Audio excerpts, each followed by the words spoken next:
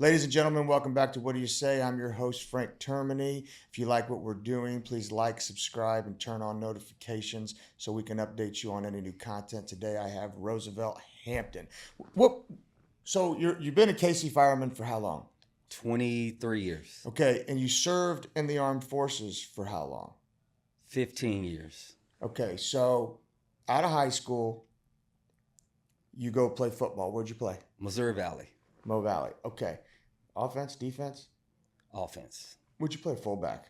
Yes. Yes. Yeah. Back in the day when the fullback was just a bruiser. Yes. I was the same position. I could never play fullback nowadays. It's way too diverse. Yeah. Too much swinging out the backfield, Yeah. wide receiver, Yeah. everything. Yeah. Way too diverse. I wasn't athletic enough. So, and then you get done with football. Right. And you decide you're going to join the armed forces, or did you kind of do like an ROTC program while you were in college? Well, the way it happened for me was I always wanted to join the Army, but I got the football scholarship. So I put the Army on hold. The semester after I graduated college, they got an ROTC program. So I had the option of getting my master's, doing the ROTC program, and then going active. But I was tired of school at that time, so I just went and worked full time as a youth specialist for the state. It wasn't until after that I got on the fire department in 2003. During this whole time, I'm trying to go active or National Guard. 6 or 7 tries later, I finally get in April 2007. April of 07, you get in, you go through basic. August 07. August of 07, you go through basic. Yes. How long's basic? Basic is 10 weeks. It's just hell. Yes, especially for a 30-year-old. Oh, shit. You were old. I was 30. That's old for that. Right, yeah. And so what does that consist of? Like, what kind of hell, what's the worst thing they put you through? I remember seeing a guy, his name was Donald Neal. He was from Dallas, Texas. Fantastic running back. But he had videos where they would put a mask on him. They'd put you in a room and then fill the room up with gas. Gas chamber. Okay? And then they made you take your mask off, say your name and some serial number or whatever. And you seen guys trying to run out, and there's a sergeant with his mask on and he's throwing them back in. All you see is feet and hands, and then when they finally let them out, they're projectile vomiting. They got snot running out your tears, nose, everything. Oh, you had to do that? I had to do that. Tell me about the anxiety level right before you did that. That had to be just terrifying. Well, especially after you already seen other guys do it. You don't. Okay. You don't. They line you up and you go through, let's say 10 to a room, 10 persons going, 10 people going there.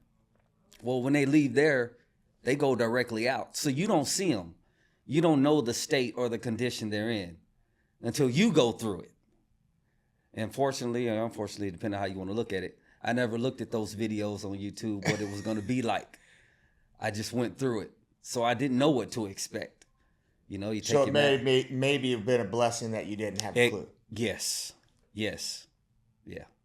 And so, does it take the breath? Does it make it feel like you can't breathe?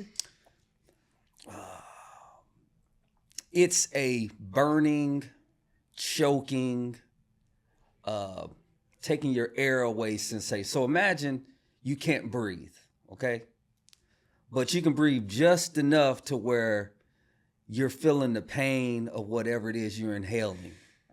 So you feel the pain, your eyes are watering, your nose, you want to vomit or throw up, but you can't get out. Your reaction is to run and flee, but like you said, the drill sergeant's not allowing that to happen. So you just got to suffer.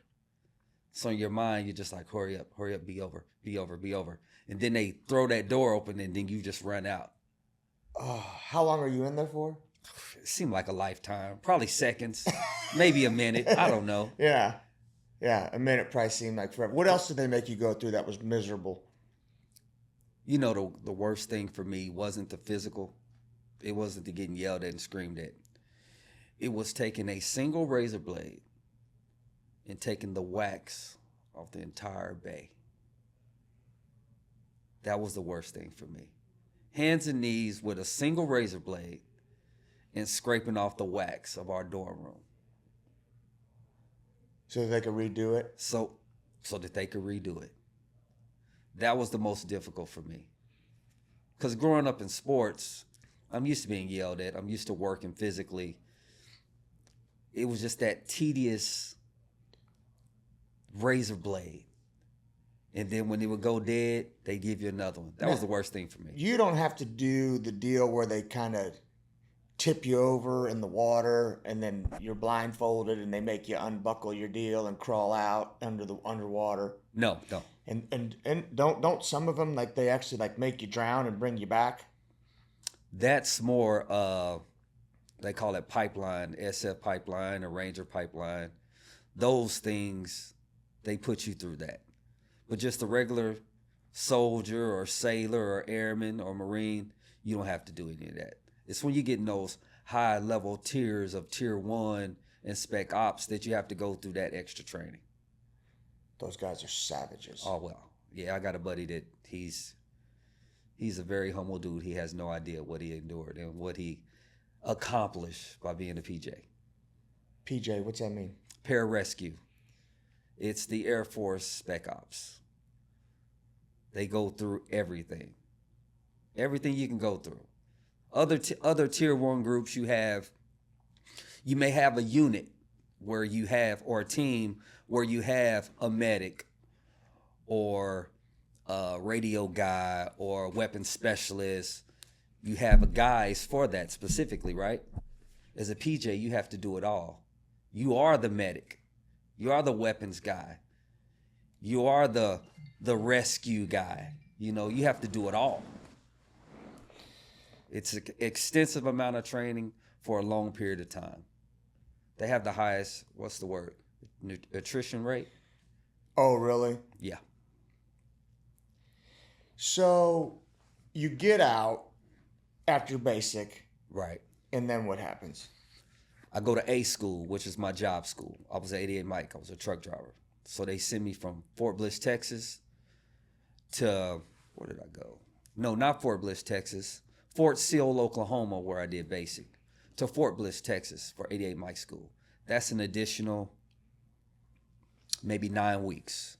So additional 2 months, 2.5 months, give or take. I get home, and within 3 months, I'm on my first deployment. Which was where? Kosovo. What'd you have to go there for? It was a peacekeeping mission. They had just declared their independence in '08. So we deployed there to just make sure everything went smoothly. But I was there from February, mob up training, and to get home till April 2009. And so, was it smooth? Yes, it was smooth. No issues? No issues whatsoever. Okay. And so then what happens? So then I come back home. I'm home maybe 4 or 5 months. And because I have a college degree, I went in not as a private, but as a specialist. Okay. So when I returned from my first deployment, I got offered my sergeant stripes at a unit up in Trenton, Missouri, a transportation unit. So I took that position, along with my brother-in-law also, who did everything with me from the start. He's still active. From there, you mob up for 2 years to get ready. Within those 2 years, I'm going to every school I can possibly go to. I'm the hazmat guy for the unit. They call it MO 62. So that's the hazmat guy. You collect the weapons, you collect the brass, you get the ammo, they go to the range, you do all the necessary paperwork. So I was that guy for my unit. As well as, okay, I'm a sergeant, but there are other NCO schools that I have to attend in order to become a staff sergeant and a sergeant first class.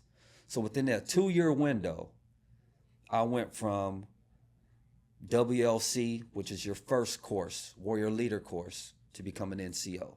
When I was deployed, I was given that as an option.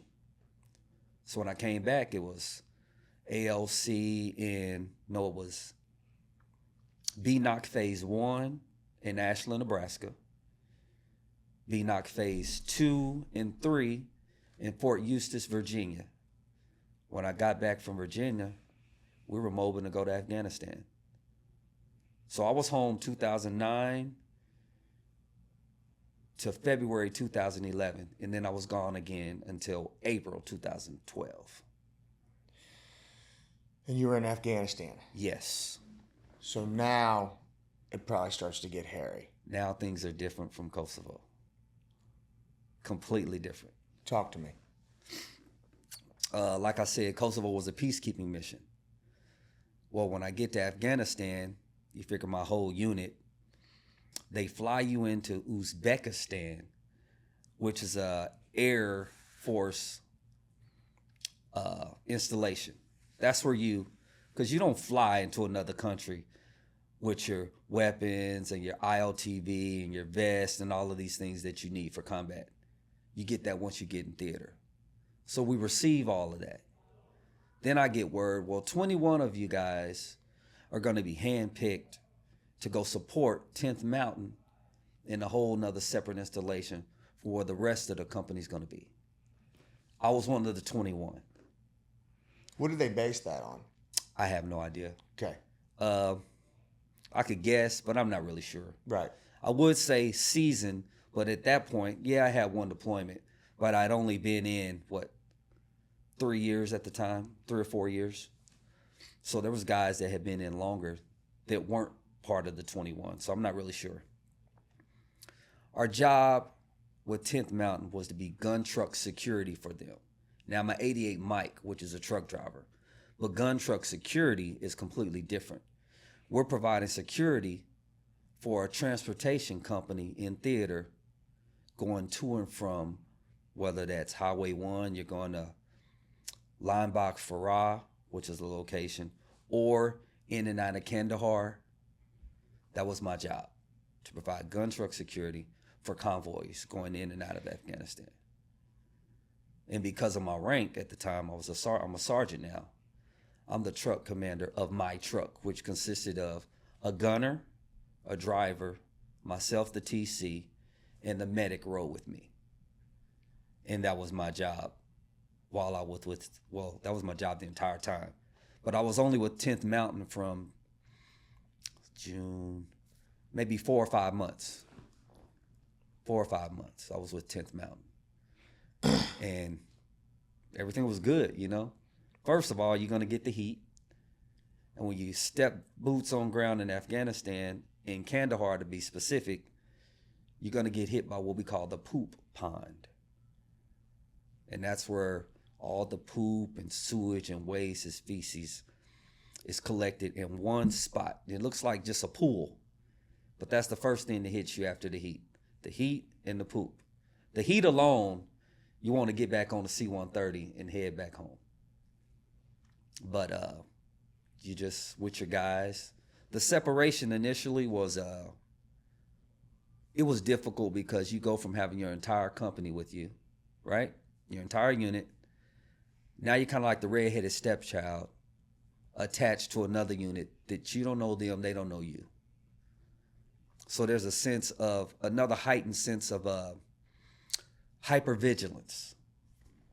Because now the only people that you know for sure have your back here are these 21 guys. Because these people don't know you, they're taking care of their people, and you're providing security for them. So that in itself was stressful. So tell me some of the events that occurred that led to your post-traumatic stress. Well, initially, you're surrounded by these HESCO barriers, these concrete HESCO barriers, right? To protect you from the outside wall. Well, where our tents were, which we did stay in tents that were not air conditioned, by the way.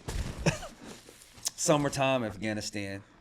So we're in these tents where on the other side is Highway 1. It's the main highway.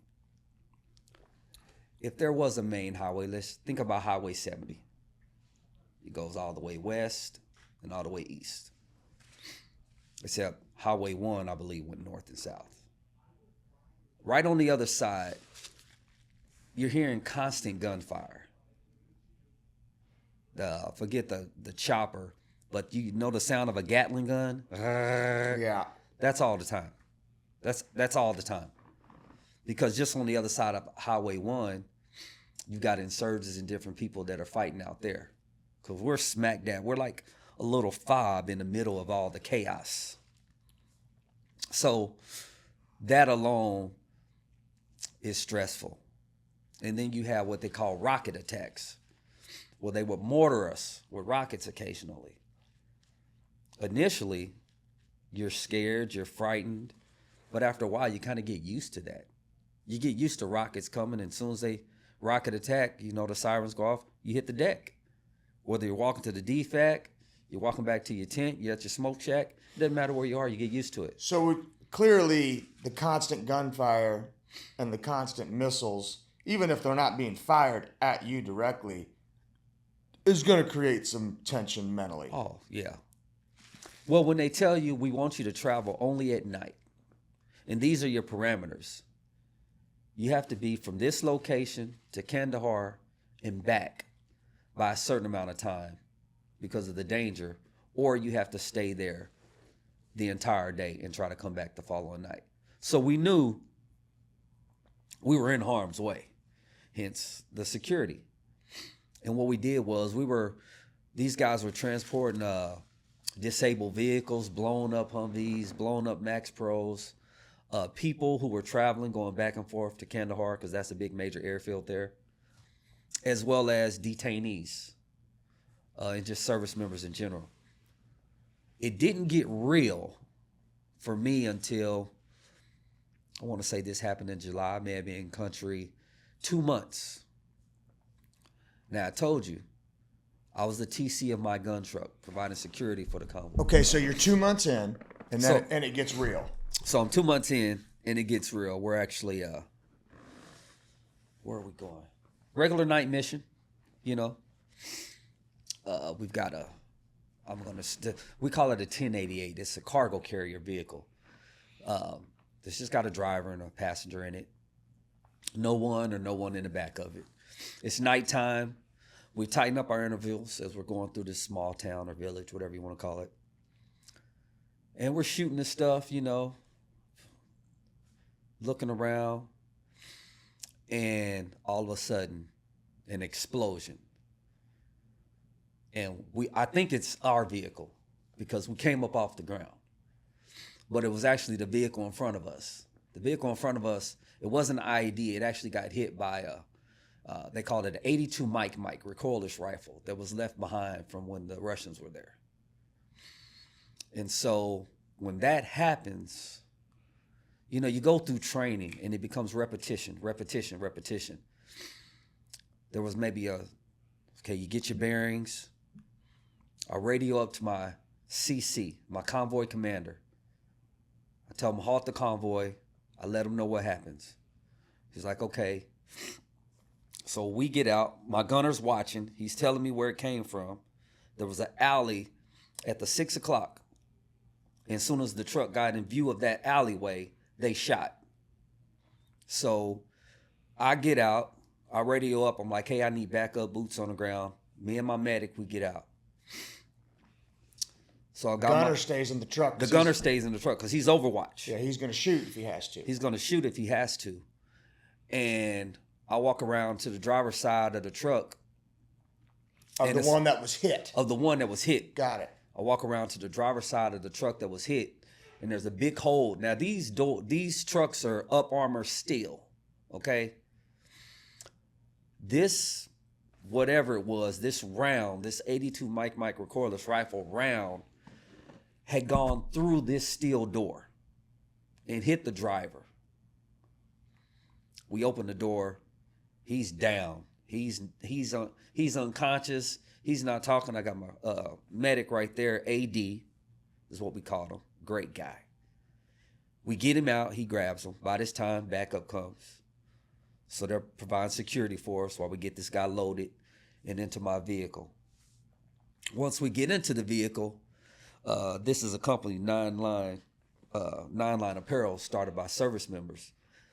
This is a what you do when you have a medevac. It's a 9-line medevac, and it's different steps that you take when you're calling up for medical evacuation. So I get back in the truck, I call up for medical evacuation.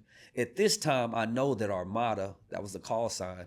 I didn't know every time we went out on mission, we were provided air security. So now they're communicating, okay, we got you. They're gone, they're clear. You've actually got a unit not too far away from you. They're going to come and get the casualty. So this guy ends up passing. I believe, no, he didn't. He didn't pass. The other guy was alert also, the passenger, but he had a huge hole in him. So at this time, I don't know if he's going to make it or not. So you mean to tell me this round goes through the steel door, through the driver, and hits the passenger? It stops just outside of the the seat, right? So when it came in, it hit just below the seat. So let's just imagine you got the seat in your butt, right? It kind of went in the middle, and it got the driver and went through the other side, missed the passenger, but he was out too because of the blast, Knocked him out. Knocked him out cold. And I think it blew his eardrums out too. So when we got both of those guys out, the one was ambulatory, the one was not. So who was so the passenger wasn't ambulatory. He was not ambulatory. The guy that got actually hit was ambulatory. Yeah. Oh shit. Okay. Yeah. So we get them out. They go on about their business. Now, this all happens real quick, mind you. A couple minutes. I'm not sure exactly the time. They come and they get these guys out. Well, once everything is clear, we Charlie Mike. We don't turn around. We don't go back to base, back to our installation. We keep going. Now, you just did all of this in a matter of time. And now it's dawning on you what just happened, right? Once we got to Kandahar, that's where we were headed. Once we got to Kandahar, we had to man up. Well, first of all, we downloaded whatever we were there for. I don't know what we were there for at the time. What if we was dropping something off, we was picking something up? I'm not sure. This was 2011. But I do remember loading back up within 2 hours, because it took about an hour and a half to 2 hours to do whatever switch we needed to do and get back on Highway 1, headed back to R5, which at the time was 5 Passab. It went from Wilson to Passab. So we get back, you have your little debrief or whatever. We find out that they did survive. Dude was life flight to Germany, and they both survived because their unit told us about them. Well, when you get back from that, you think about it, how it's different watching it on TV.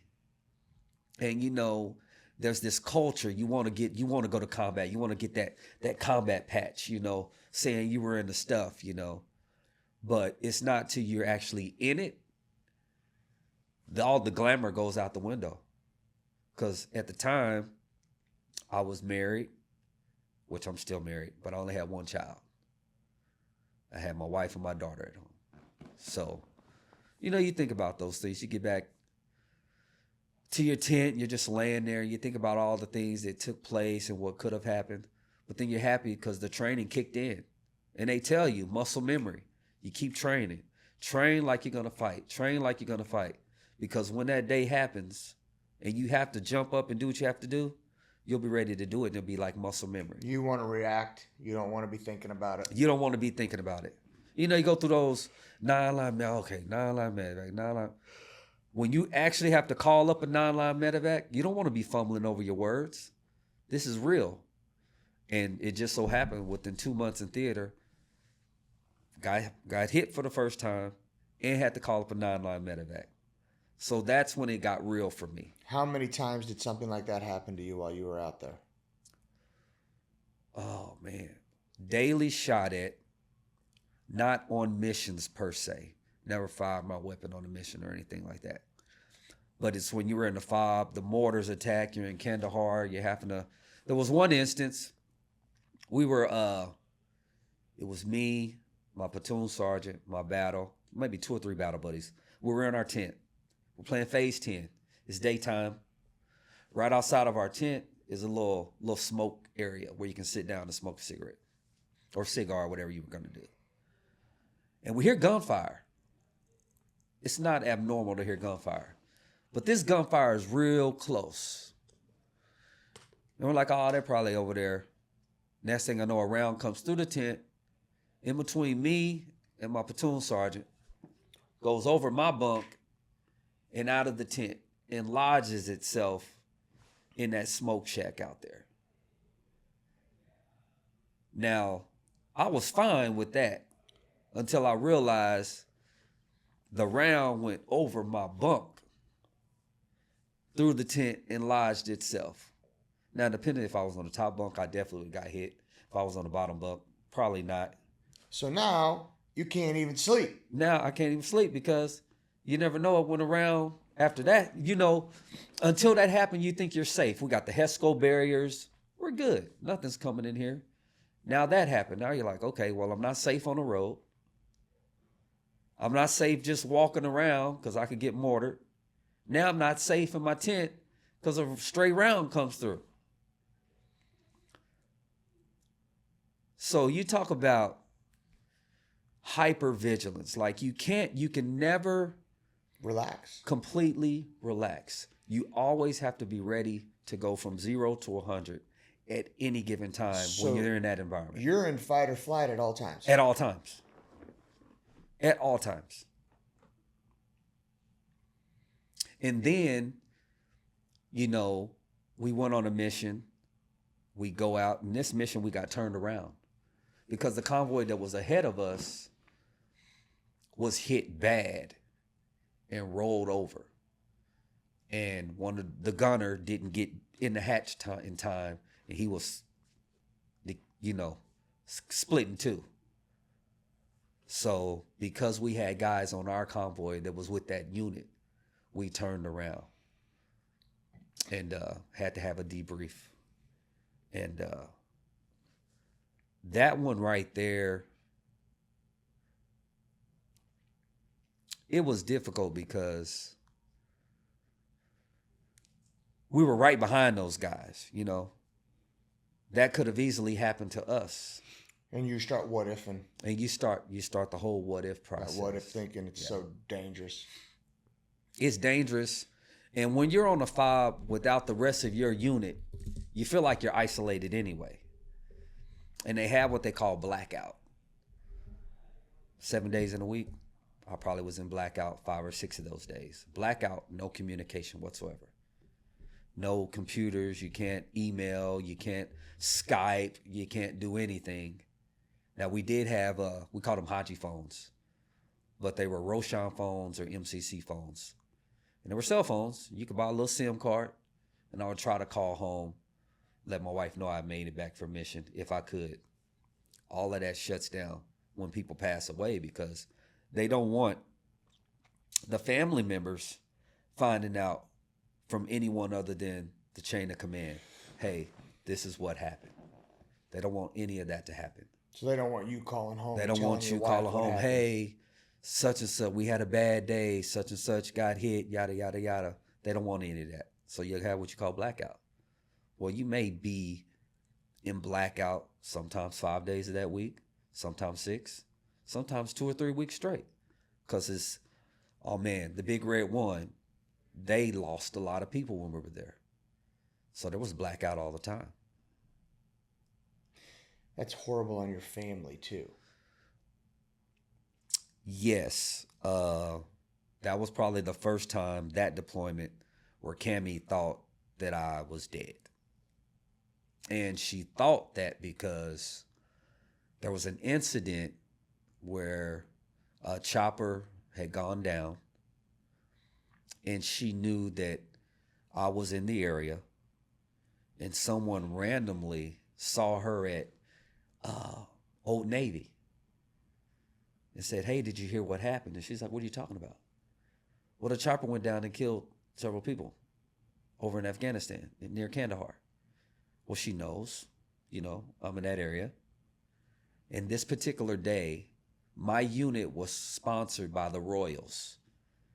So everyone in my unit, the husbands, the wives, the whole community was at the Royals game because the Royals were sponsoring my unit. And we actually got to call out the batters via remotely.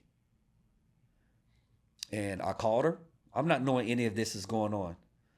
I called her to make sure she was going to the game. And she's bawling. I'm like, what's wrong? She's like, I thought you were dead. I'm like, why would I? Because someone had heard from someone and called, and that's the whole reason for the blackout. So she's got some issues from that till this day. Oh, sure. Sure. There's post-traumatic stress for her as well. Yeah, for sure. Okay, and so you come back and talk to me about your symptoms, right? That led you to get help and get diagnosed. Was it prior to the fire department, or did the fire department compound it? Because I know you see a lot of shit on the fire department too. The fire department's kind of different. And I have seen things on the fire department. When I came back from my second deployment, being in that environment and so hyper vigilant about any and everything, I thought everyone in the civilian world was wrong. I thought they were the problem. I didn't realize that it was me. And as long as I was in a uniform and drilling and going to schools, I was good. I was in my element. But when I was not doing those things, there was an issue. There was a time where people say, oh, it's hot. It's so hot out here. That would upset me because you have no idea what hot is. Here, where you can go get an AC. I'm hot. I'm stripped down to my undies, and there's nothing I can do about it. I'm sweating from head to toe. So you're really not hot. You may be uncomfortable, but you're not hot. It's not hot out here. Right. Just little things like that. It wasn't until my oldest daughter at the time. Now I know I have a baby on the way, my second. Found that out also. And I don't want to glance over this. I also got a Red Cross message while I was over there that my dad had passed away while I was in Afghanistan. So I had to come home and deal with that. And then shortly after being home, I had my baby girl, and she coded and was in the NICU for a month and a half on life support. Oh man, you went through a lot. Right. And then the following year, my nephew, who was more like a brother, we're so close in age, he died suddenly in a tractor trailer accident. So all of this was happening, but I was good. I didn't cry at my dad's funeral. Didn't really cry. I was being there strong for my wife when our child coded, because I'm still in that, you just got to move on. There's no time for emotions. There's no time for feelings. You just got to move. And I learned that, I think that first night we got hit, there was no, you move on. You got to keep going with the mission. The mission is what it is. Mission first. And that's how I looked at life. Mission first. Things are going to happen. You don't have time to dwell on it. You got to keep moving. So after that, I got an opportunity to go back to hazmat school. And then I was able to go to air assault school. And I was getting my packet ready for OCS. And then that's when it happened. My wife said, honey, I don't know if you realize this, but you've been drinking every night that you're not at the station. And I'm like, really? Because when you're deployed, you can't drink. Well, I never really drank before I deployed, period, at all, hardly ever. Now I'm like, let me have a drink. And it was allowing me to relax and wind down. Then I would pass out and fall asleep. And then at that time, I would wake up and go to bed. And that wasn't even it. That didn't bother me much. She had just brought it to my attention. What bothered me was My oldest daughter had asked me if she could stay up later after her bath. And I said no. Gotta take a bath, go to bed. And you would have thought she had just stole all the money in my account. I went from 0 to 100. Not physically on her, but emotionally. You know what I mean? I was upset with my daughter. And that was never me before. At all, period. So she listens, of course, and she goes to bed. But I just so overreacted. Snapped on her. I just snapped on my baby girl, man, you know?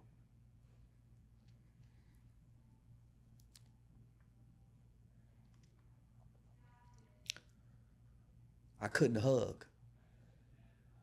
I could not embrace a hug from my wife or my daughter because that would be letting my guard down. I couldn't do that for years. I couldn't, I take a hug, but I'm just like one of these little things. I'm really not embracing a hug from my wife or my daughter. And so my wife said, "Hey, would you please go get checked out?" And my father-in-law at the time, when he was still alive, he's a former SEAL, and he was like, "Son, I'll take you. Let's go." So he went to Leavenworth with me. And that's when I started kind of acknowledging maybe I do got some things going on. Maybe it's not everybody else. Maybe it is me just a little bit. And then you start going to counseling and, life, and you're exploding. You see something on the side of the road, and you're going real slow. It's 55. You're going like 10, 15. Looking at the bag the whole time. Because you don't know what it is. And I think it's, in a lot of cases, I can't speak for everyone, but when you're active, and that's your life, active duty, right? You come back to the installation, you got your network, you got your unit, you've got your people. Well, when you're in the National Guard, you may have somebody in Poplar Bluff, Missouri. That's 6 or 7 hours away. You don't communicate with them on the daily. You see them once a month. So now you feel isolated. And you don't have that camaraderie. You had it when you were there. Now you're here and you're back to your everyday life. So I'm back on the fire department, dealing with the loss of my dad. My baby Colden, she's great now, 13. She's well. But I was dealing with that at the time. Now you factor me and my wife, we are not doing the best either. Because she's not knowing this new Roosevelt. She knows the loving, caring, compassionate husband that she had before Roosevelt left to war.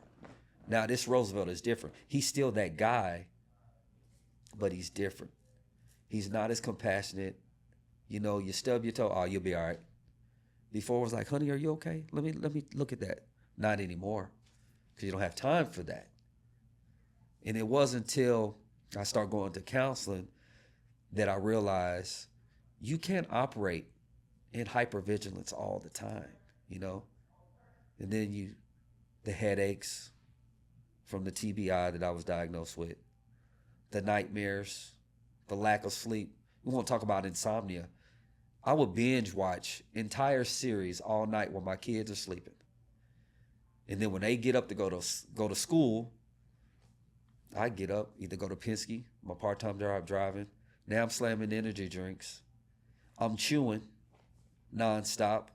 That's how I'm functioning for years, Frank. That's how I function. Until you finally went and got help. Until I finally went and got help from Dr. Kiezon, was my psychiatrist. And he helped me out a lot. He really did. He listened. He didn't judge. He gave me advice. He wasn't just throwing medicine at me. The VA has a tendency, you got this going on here, take this medicine. You got this going on, take this medication. One of the medications they put me on was messing up my prostate. So I stopped taking it. And that's why I'm not taking medicine like right now. Because every medicine they gave me, one was a sleep aid. It had me so lethargic, it would take me 2 or 3 hours to wake up in the morning. These medications. So I just tried to figure out other ways to get sleep, If I needed to stay awake, chew energy drinks. things of that nature. So unhealthy. So unhealthy. Yeah. And then, now between the issues with me and my wife at home, I'm not telling my unit any of this. Because when I'm with the unit, I'm good. I feel like I'm in my element. It's not till I'm out of that where I'm just like, everybody else is wrong. And it's not me, it's them. So I'm getting help. Everything is going good. I'm picking up running, That's helping out a lot. I get a dog. Oh man. My dog really helped me. I got an English Mastiff. My buddy AD told me about the Mastiff breed. Awesome dogs. This dog was with me every single day, all day for the first 6 months of his life. And whenever I got to feeling some kind of way, he would come over to me. It was like he knew. Bought him from a lady up in Blue Springs. But he was awesome. And he was around and he helped me out. And then things kind of got better. Things got better with me and my wife. I'm on some meds that are helping me out. I feel like I'm getting rest now. And everything is good. And now you fast forward to, we got another deployment brewing up. Now we're going to Kuwait. So, okay, we're getting ready to go to Kuwait. I tell my wife, I was like, hey, I think we're getting ready to mob up and go on another deployment. She's like, no, of course she's not wanting that. My oldest, whenever she sees the uniform, she's getting nervous because she thinks daddy's going to be gone. My baby at the time, who's probably, 8 or 9 months, not quite a year, she doesn't know. But my oldest has anxiety every time she sees the uniform. Daddy's going to be gone for a year. So now she's dealing with that. But things get better over time. And they did get better. Well, then I had an episode. I call it an episode. My wife had to have back surgery. So I'm communicating with my unit, hey, can I make up drill this weekend? Next weekend, because I've got to get my wife to surgery in St. Louis. Sure, no problem.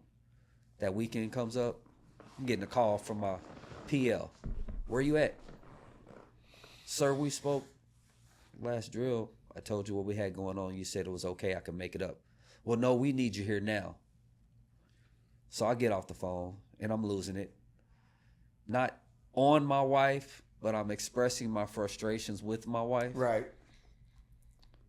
Frank, I get to drill. Now I've calmed down now.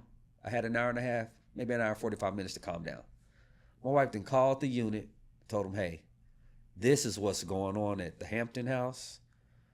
And I don't know who called him, but he's upset now. I just want you guys to be aware. And the process from there started. 3 or 4 years later, I'm out. They medically retired me out of the Army. And I was going to be a lifer. But, there's still some effects today. Like, I can't look at pictures of my daughter. I get emotional because if it's a block of time that I don't remember because I wasn't there, I feel some kind of way about it. Sure. Because I wasn't there, and I can't get that time back. That hug thing, I'm thankful that now I can embrace one because there was years. I'm not talking 2 or 3 years. I'm talking years that I could not embrace a hug from my girls or my wife. Now I can. I actually yearn for it. And I think it's because of those years where I didn't. I couldn't do it. Now I can. And with dealing with the VA and compensation and all of that stuff, that's a whole nother set of, that's just frustrating in itself because veterans do go through a lot. And then when they come home and they're like, hey, I wasn't this way before, the VA doesn't want to recognize it. So they make you fight and fight. And then you get discouraged and you just give up altogether. What was the diagnosis you got medically retired for? There was a compound. PTSD, TBI, traumatic brain injury, migraines, what did they call degenerative joint disease in my back. I think that was it. Yeah. Degenerative joint disease. DJD. Yeah, DJD. So those 4 things was like, yep, you can no longer be in this Army and be effective. So we think it's best if you get medically retired. Which was a blessing because they could have medically discharged me. See, a medical discharge is you're gone, you're done, no benefits, no nothing. Medical retirement is you get a retirement. Right. As though you had done your 20. And me, I only did 15. But since they made the decision to do that.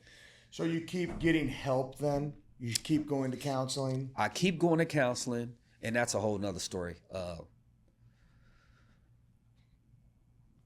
During that time where me and my wife were having issues,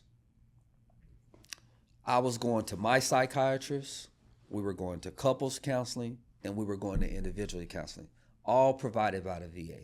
They were awesome in that aspect. What I didn't know was my wife's counselor was telling her, well, if you feel like he's cheating, then he must be cheating. So my wife is battling with, do I believe my husband? Do I believe this professional? That's the dumbest fucking thing I've ever heard of. That's what they told her. And when she would come back, she would be real cold and stand off towards me. And I never understood why, because I've never cheated on my wife, ever. And now I know. She told me all this stuff later, but it was a real struggle, man. It was a real struggle. I did have that thought that people say they would never have before a couple of times. A couple of times. A thought? What do you mean? What thought? Ending it all. Killing yourself? Yeah. Really? During that time? Oh, yeah. It was never planned, but it was definitely considered. Oh. Because you think, if I'm no good for my wife and my kids, and I'm no good for the Army anymore, maybe it's best if I just eliminate myself from the equation. The wife and kids get the life insurance policy, they'll be better off. And then I won't have to deal with this either, It's selfish thinking, but... It's rational. It's not rational. That's a terrible word. You can see where your brain would go there. Yes. You could see where the devil would play that trick on you. Oh, yeah. Yeah. Let me just say that. Yeah. And it's certainly not rational. It's the exact opposite of rational. But you could see where the devil could play that trick on you. Yes. Yes. Yes. And so, talk to me about your breakthrough, though. Because I got to tell you, listening to this pains me. It's so hard to hear. Really? Oh, God, Roosevelt. So hard to hear. It gives me, terrible anxiety just listening to this. And here I can empathize with post-traumatic stress disorder.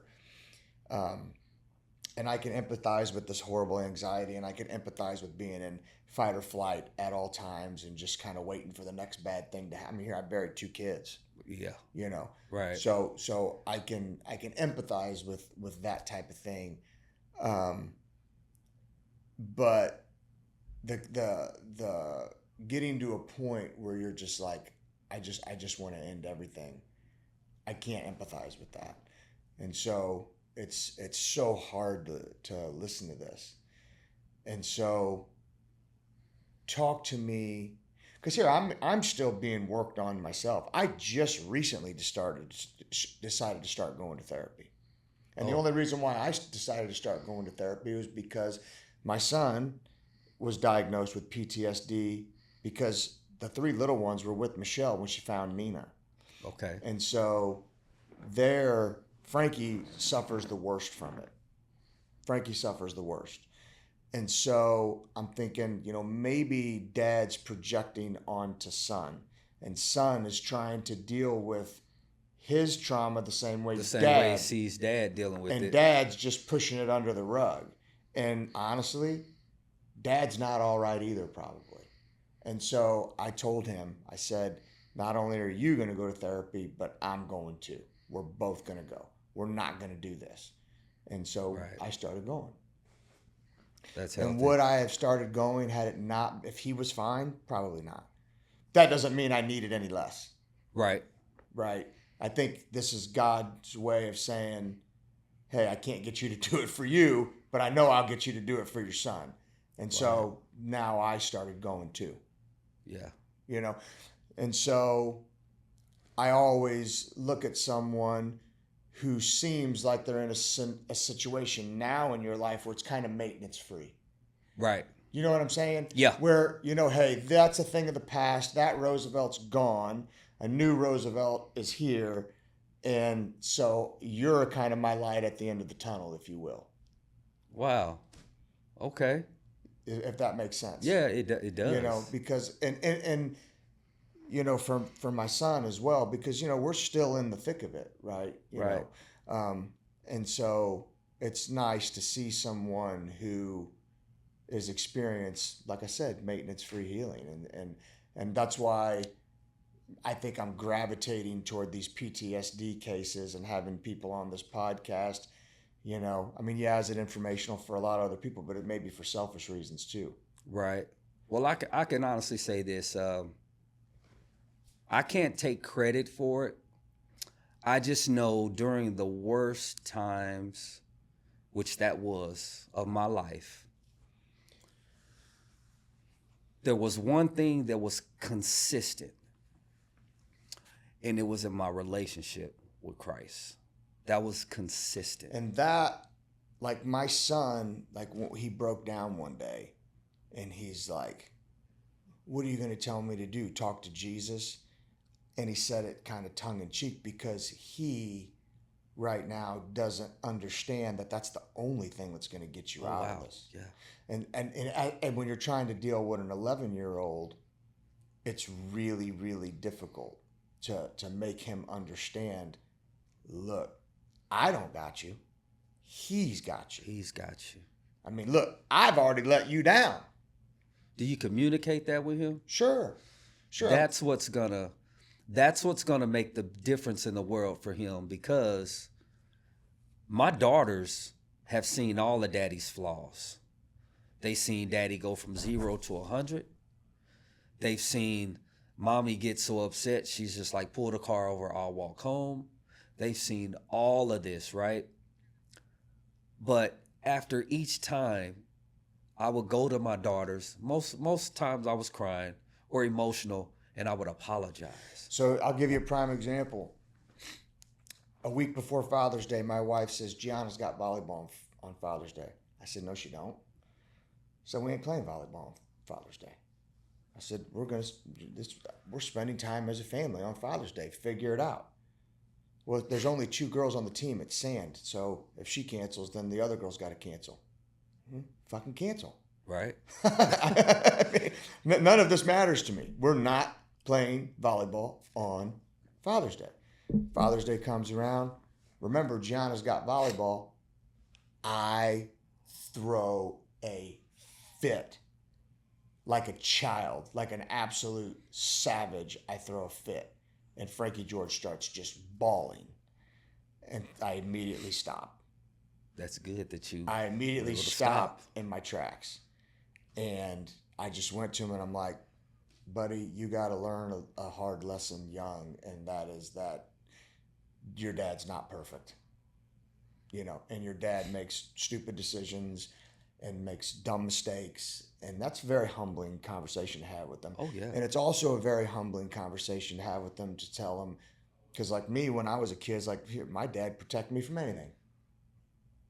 Yeah. You know, and he had to learn much younger than I did that no, son, I can't protect you from everything. Matter of fact, I can't protect you from shit. That's humbling. I mean, that is humbling. And any man that thinks that, oh, I can protect my kids from this and that and this, and you're lying to yourself. You cannot protect your kids from life. You can guide them. You can help them make smart decisions. You can help them manage their risk, right? But you can't protect them. That's a figment of your imagination. You know, And so that was very difficult for me and anybody else, any male, any alpha male, for right? real. And so that's been very difficult and humbling on my end to have to deal with that. But I'm hoping, and here, mental therapy is not any different than physical therapy, because I'm finding out that initially I don't feel very good sometimes mentally, you know, especially like when I leave therapy, Roosevelt, No. I'm wrecked the whole day. That's why I do it on Saturdays. Really? Yep, I do it on Saturdays so that I can just go home. I don't know how to really convey what's going on in my head to my wife or to anyone else. So a lot of times I'm just in my room just trying to figure out, Trying to process it trying all. to process everything. And so think about how hard it is for an 11-year-old. You know what I mean? Here I am, 46, getting ready to turn 47, and I can't do it. Right. You know? And, you know, I've actually really been against medicine. I've never really wanted to take medicine, but, you know, I'm looking at it like, hey, during therapy, sometimes you may have to take an opioid, right? So that you can make it through therapy. Well, maybe I need to take something, some type of a medicine, even if it was maybe something they could give me just that day. Yeah. You know, because I don't necessarily want to be on something. I'm the same way. I was so one of the medications they prescribed me was Xanax. So you got to understand. And that I don't want to take because number one, that makes me a zombie. And number two, see, honestly, I don't think I have the gene to be addicted. And I don't think if I got addicted to anything, it certainly ain't going to be Xanax because that shit, I mean, you're lethargic, sluggish, for me personally, for days after I take one. Yeah. And that's just half of a milligram. Yeah. Or maybe it's 0.25. I don't even know what the hell they gave I don't me. either. It's 0.5 or something like that. It's not a big dose, but goddamn. You just don't want to take it. Yeah, you're good. So here, I'm going to go to therapy. I'm going to take that. And then I'm no use to my kids. Yeah. You know? And so the main thing that me and my wife, we always said was like, hey, we're not going to let our kids feel, hey, our sister died and our parents went with them. And taking Xanax, I feel like that's doing the exact opposite of what me and my goals are. Right. You know, I want to be present, you know. But I do have to give myself that day. Like I know, like we've had plans to go out on a Saturday night when I was really excited about going out, getting out with my wife, getting dressed up. And both times when I had therapy, I said, babe, can't do it. I don't want to go be around no one. I don't want to go talk to no one. I don't want to have any conversations with anyone. I want to sit in front of this TV and let my mind I want to try to find something funny, something that's going to make me laugh. That works for me also. You know, find a funny movie, something that's going to make me laugh, something that's going to be lighthearted. And I want to try to get myself out of this. Now, thank God, usually by the next day I'm okay, but I'll tell you, I'm waxed. It brings up things that you have suppressed all week. Well, and I'm only going like once a month, but I wouldn't mind. I told him I wouldn't mind going a little bit more frequently because what I'm trying to do is get through these dog days. Yeah. You know what I mean? I'm trying to get through these dog days and I'm really like, here, what do I need to do to stop feeling this way? You know what I'm saying? Yeah, you're always gonna miss them. That doesn't go away. Yeah, that'll never go away. But to find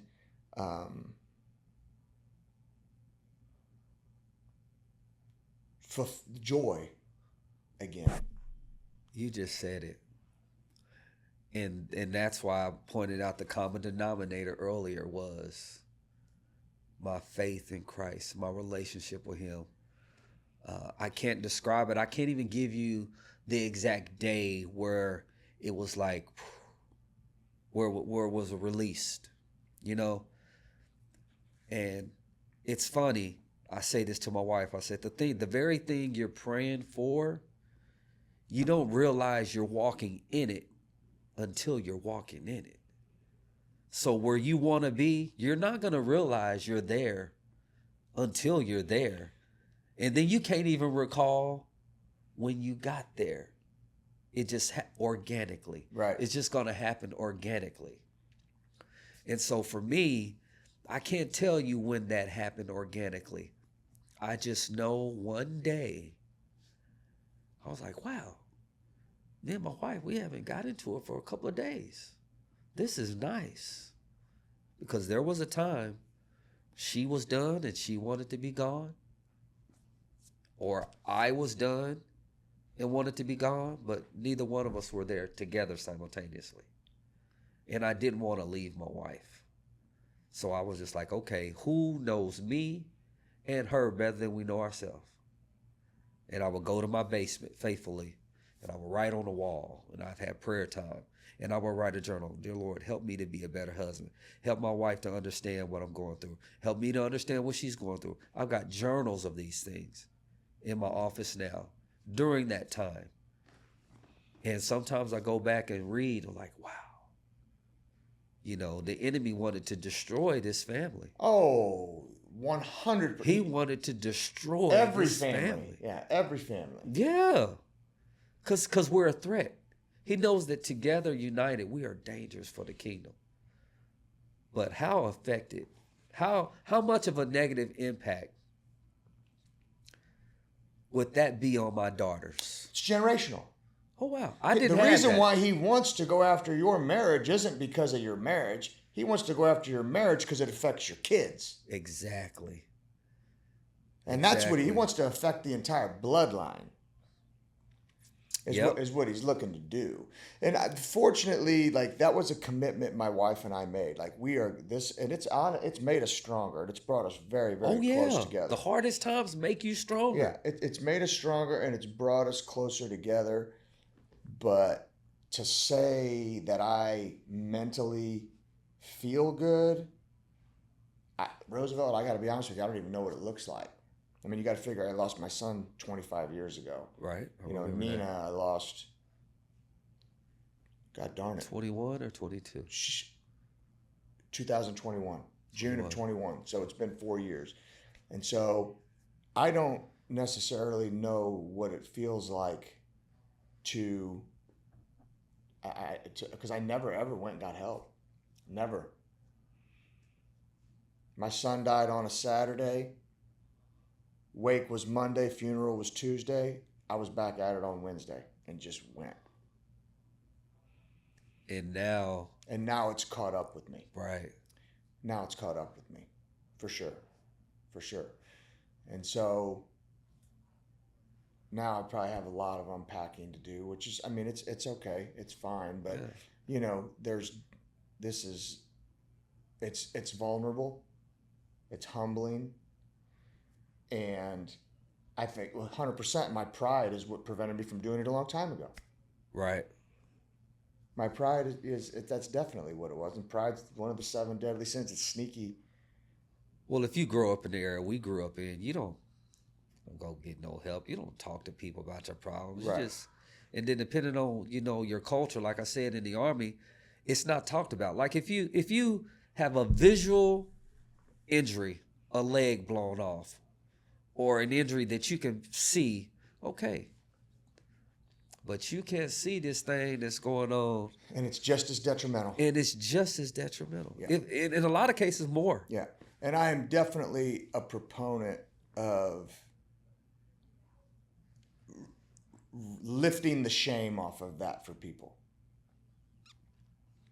Right? Like, you do not have to go through life this way.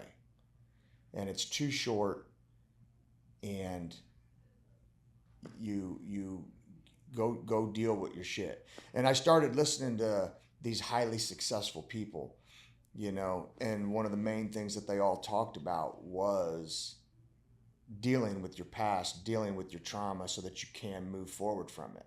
Right. You know, and there's a lot of people out there who are homeless, and we look at them like, oh, they're just lazy, or oh, they got on dope, or yeah, but if you look at the core of it, yeah, it's mental illness it's mental illness that they never dealt with, or didn't have the means to deal with right? it.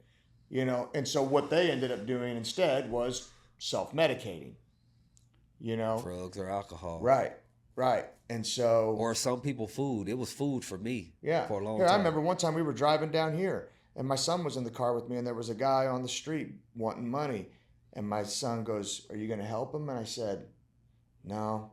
He goes, "You don't help him, Dad?" I said, "Well, son," I said, "if you just keep giving it to him, then they don't have any reason to go help themselves." And he kind of looked at me, and you could see he was kind of upset with me.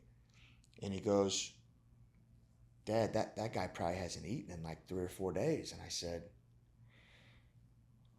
"You want to go get him something to eat?" he goes, "Yeah, I do." So I went across the street. I went and got a sandwich and chips and drink and all that stuff.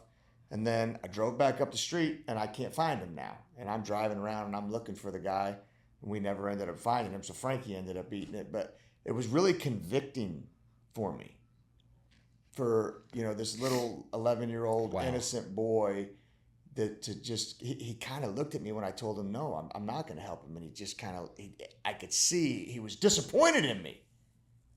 Yeah.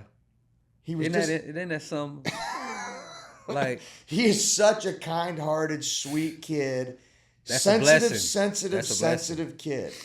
You know, and I think that's why he struggles so much with, well, and clearly any kid's going to struggle with going through that. But right. It doesn't shock me that he's the one that is struggling of all 4 of them the most. I want to give you some encouragement right now. Help me, Lord. Your son, who's going through what he's going through right now, is going to be so amazing. The call and the purpose that God has on his life, you can't even fathom the amount of people he's going to touch in his life. And this is where it started. Because these things, glory be to God.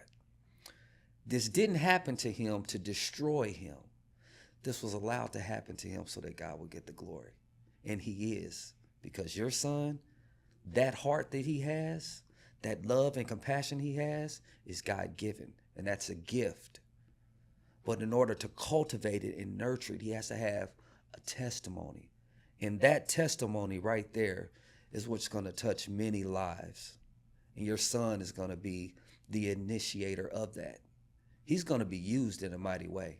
So just know that, yeah, this is not easy what you're going through and what he's going through. And you have to watch your son deal with this. But trust me, when it's over and he makes it through, watch the lives and the effectiveness and the anointing that he's going to possess and how he's going to touch so many people. I just got that. He's going to touch so many people.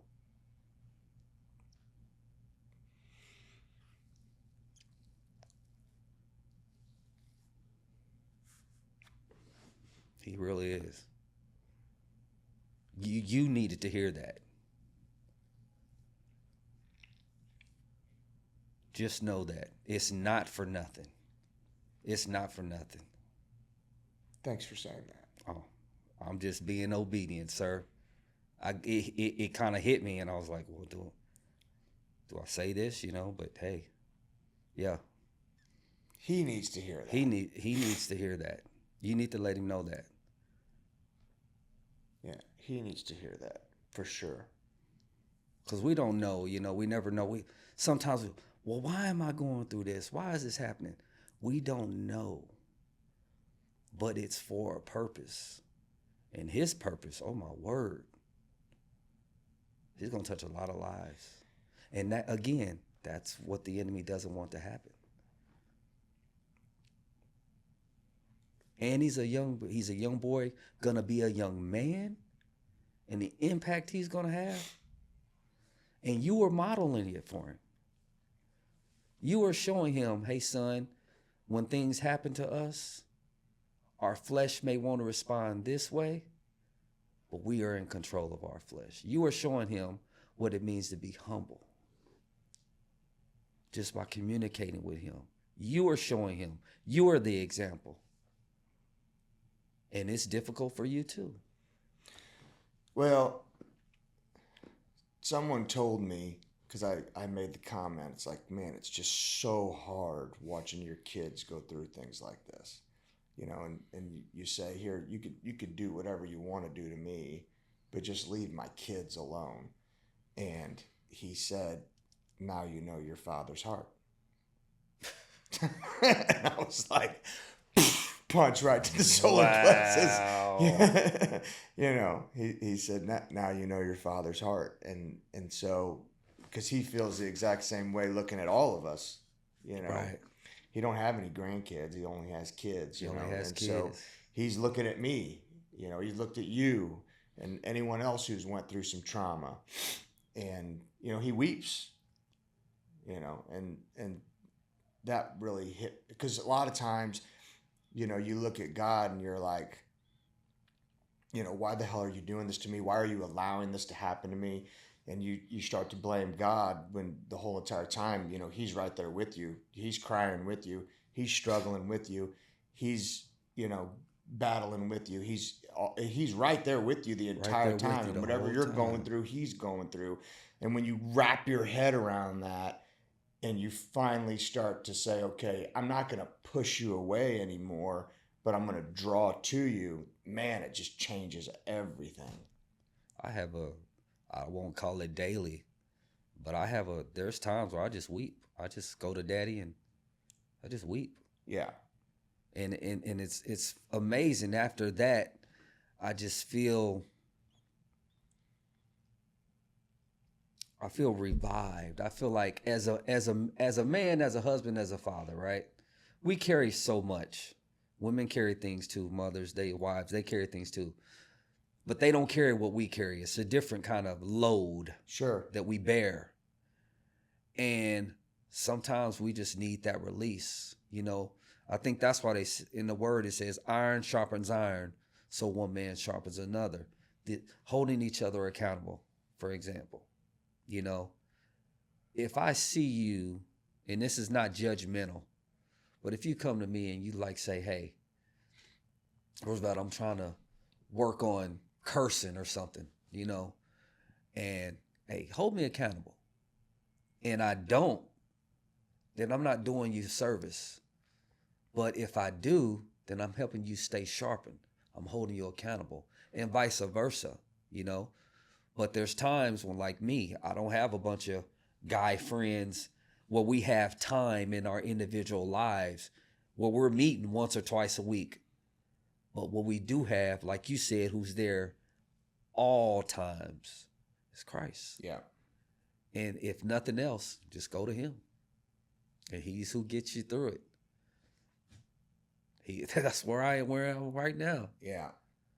And it's weird because what I've learned on this health journey that I've been on is that me and food, we had this relationship, and it kind of took place of God at times. I have a bad day, go eat some food. Get into an argument or something, get down, go eat you something. It's instant gratification. So I don't have to sit in that whatever it is I'm sitting in. Well, now, me and food, we don't have that relationship anymore. So now, when I get down, which is not as often, believe it or not, I practice what the word says. Think upon those things that are holy. Think upon the things that are pure. Think upon the things that bring you joy.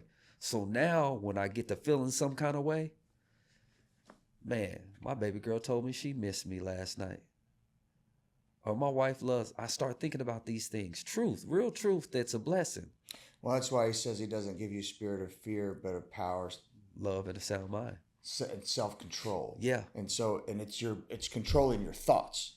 It's all thought. It's controlling your thoughts. Yeah.